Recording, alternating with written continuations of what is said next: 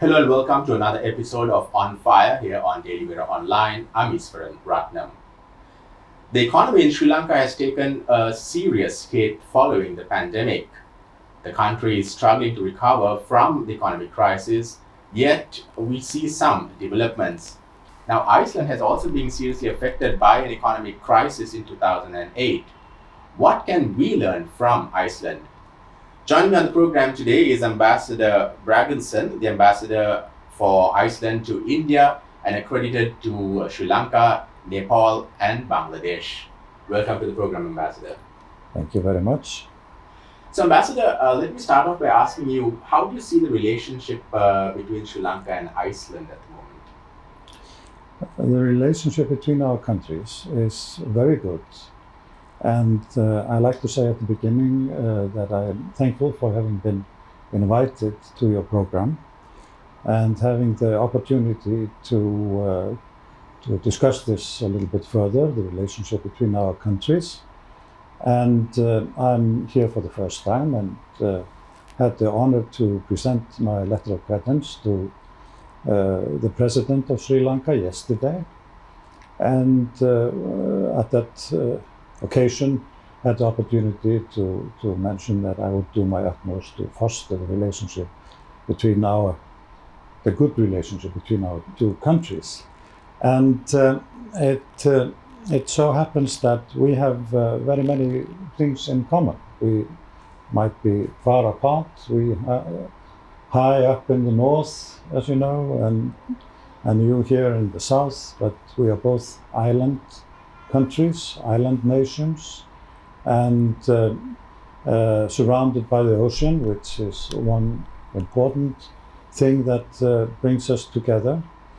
And I tend to think that people living on islands think differently than people on the mainland. But we've had a very good cooperation, and if I may, to begin with, discuss or bring up kind of the bigger perspective.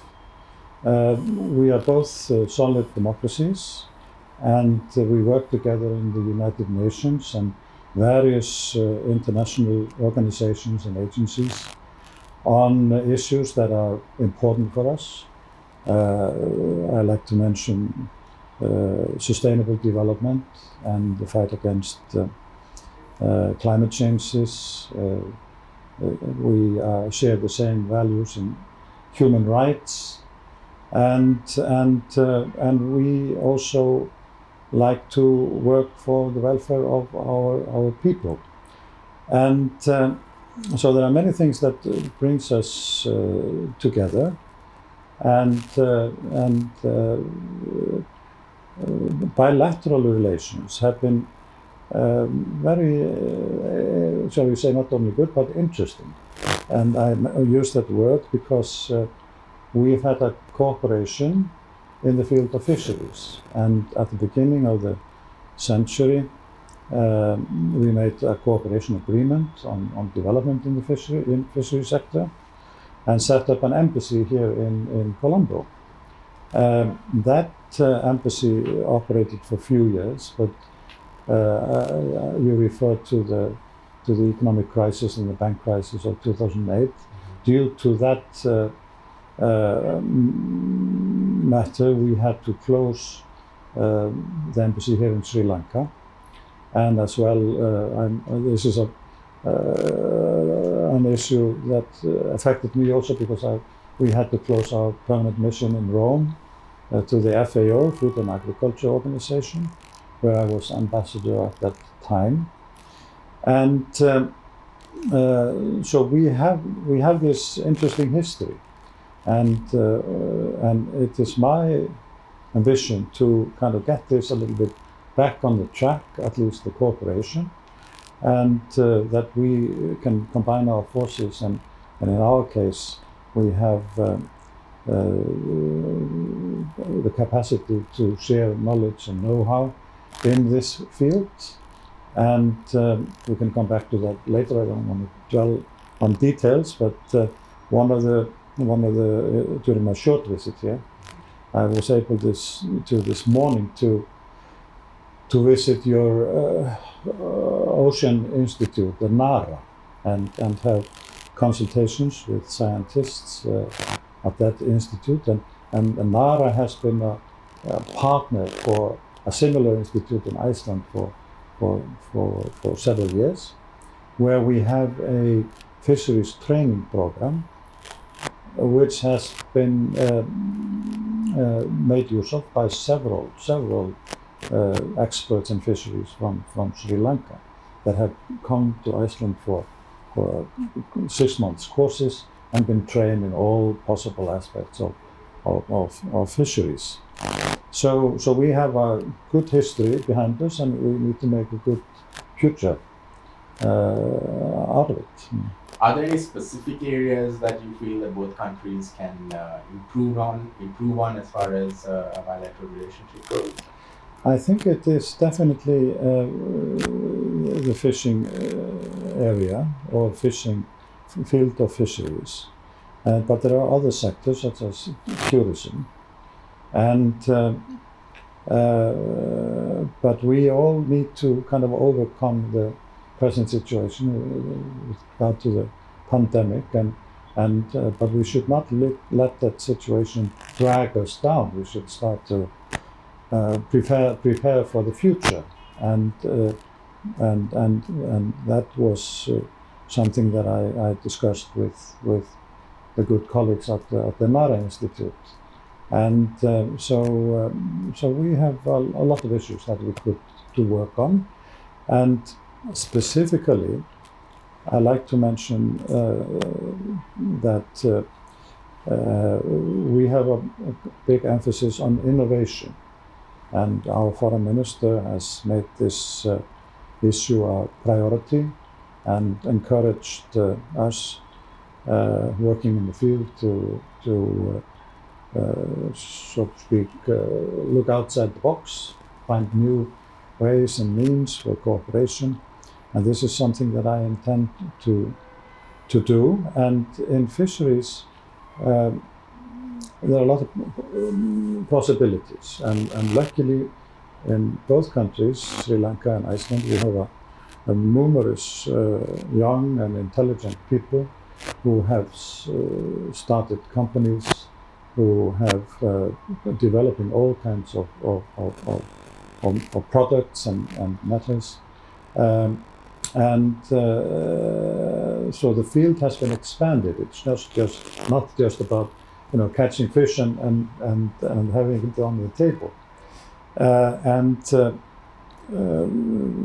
One of the things that brought up in this respect is that we need to fight waste. We need to fight that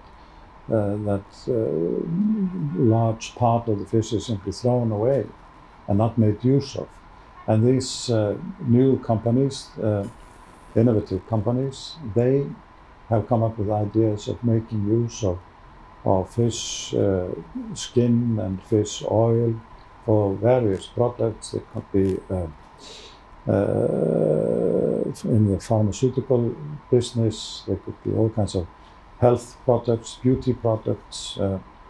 One thing that we have been discussing is using fish, the fat fish skin to heal the skin of victims of burning, and so all kinds of ideas of this are floating around, and we should make use of it, and that is something that has support both of my government and your government. You mentioned tourism. Iceland is looking at record number of tourist arrivals this year. Sri Lanka was a country that was heavily dependent on tourism as well, but COVID sort of affected the numbers. Is there an opportunity for you as ambassador to promote Sri Lanka as a tourist destination for more people from your country to visit Sri Lanka as tourists? Yes, I think we can do a lot in this field, and once again we are almost in the same boats. We are trying to get to the same kind of tourists and people who are looking for something special. They're looking for the special nature of Iceland with its vastness and glaciers and aurora borealis and waterfalls, etc. And in your case, people are looking for the beautiful landscape and the vegetation and the wildlife and the beaches and the mountains. And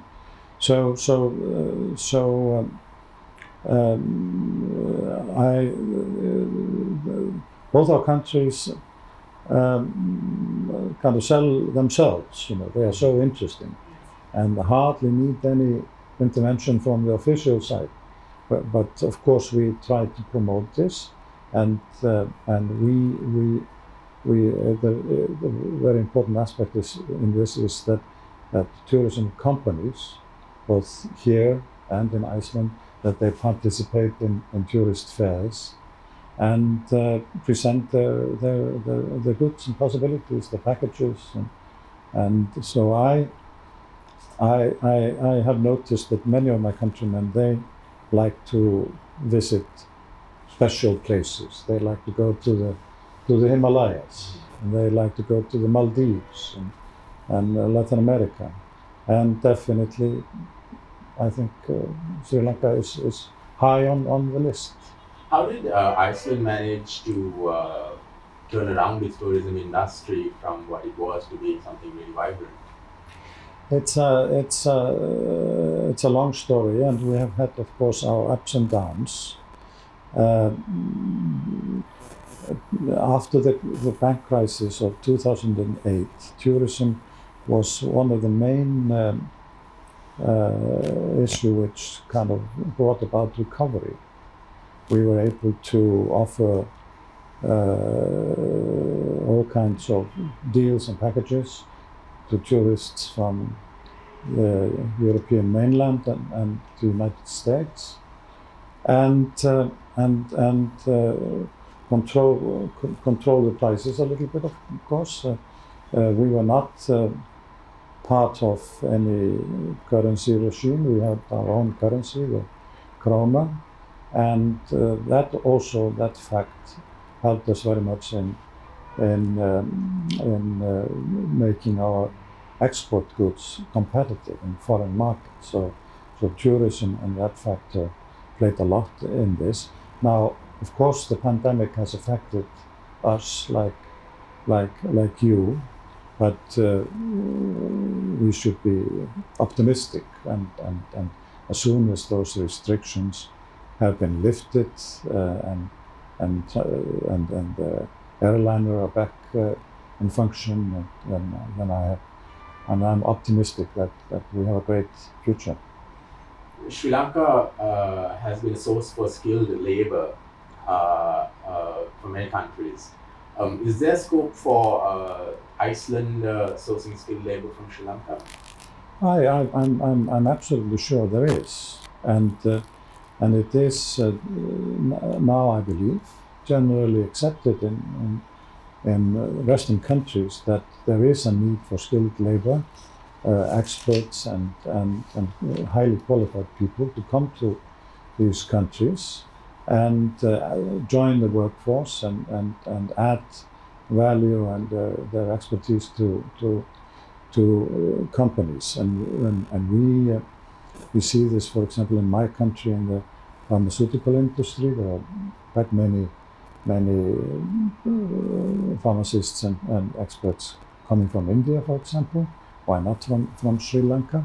But of course, I like to say that hopefully the economy in Sri Lanka will be so vibrant and lively that the skilled labor will see the benefits of staying here.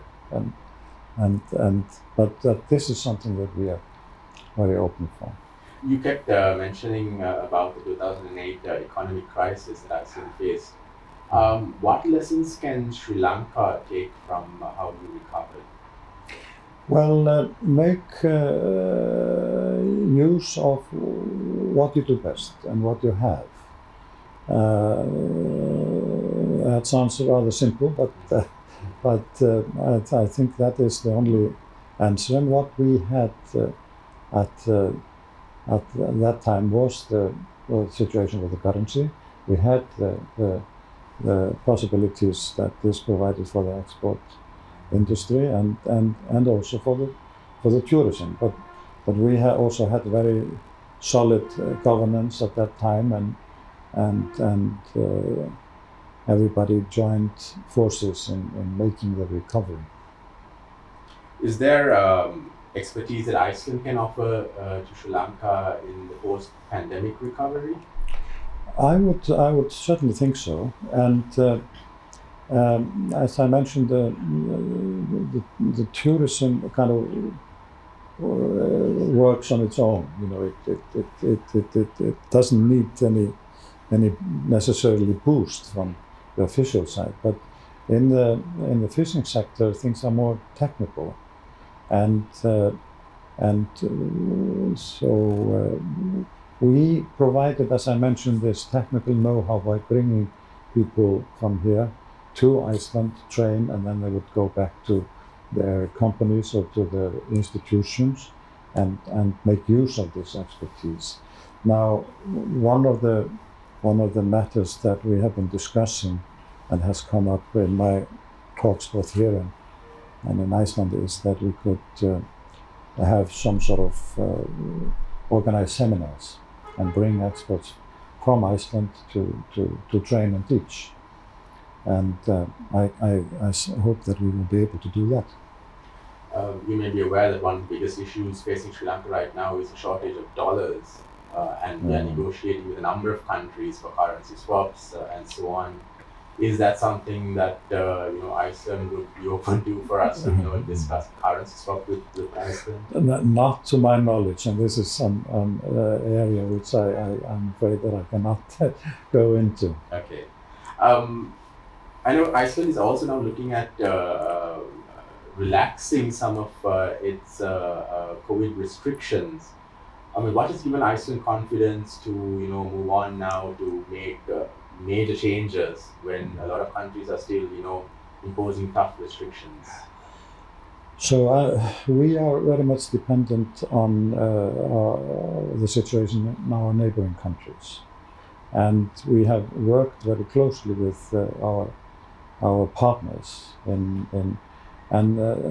as I mentioned, there have been ups and downs. We have eased restrictions, we have strengthened them or tightened them, and now several countries in Europe have come to the conclusion that is the right time now to ease the restrictions, and name Denmark and Sweden and some other countries have done so as well, and our authorities thought that would be the right move to do now. This month is very significant for Sri Lanka because the country is going to be discussed in the Human Rights Council.